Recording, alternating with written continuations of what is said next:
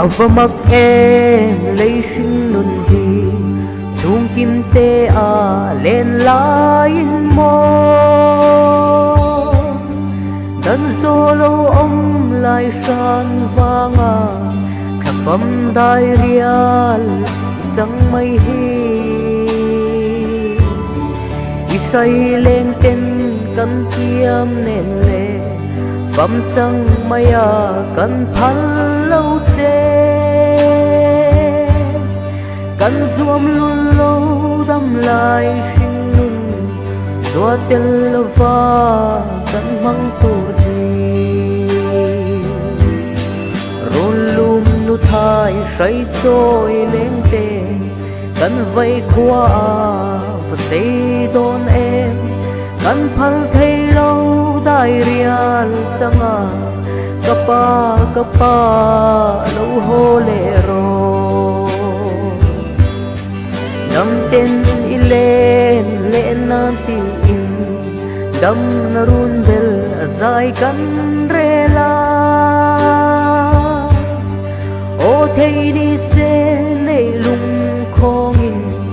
idam nan se kan hua ma sing Sinh tân ruol sang si lo mo lung lam vaya run lam belin chun ni aliam klai kwa varin ipam chanda alori e run lum nu thai khai trôi lên te kan vây qua và xây đón em kan phal thấy lâu dai rial changa kapa kapa lâu holero charo me a lâu dam le ta tua pui phao tin vul sai an re nun lui ero vul ni om lâu đôi lung ruột sil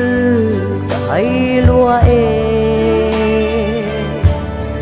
mà riêng tin run lam belin isul inu ikut suak le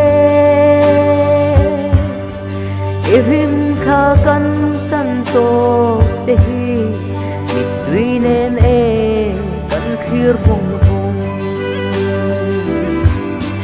rôn lum nu thai say trôi lên te kan vây qua và xây đón em kan phal thấy lâu dai rial changa kapa kapa lâu holero charo mea lâu dam le ta tua pui vào tin vun dai an re nun lui ero vul ni om lo tròn lung ruột sil cả hai lúa Maria tin kan run belin isul inu ikut suak le evim kha kan chan to tehi mitwinen vòng vòng rôn lum nu thai say trôi lên te kan vây qua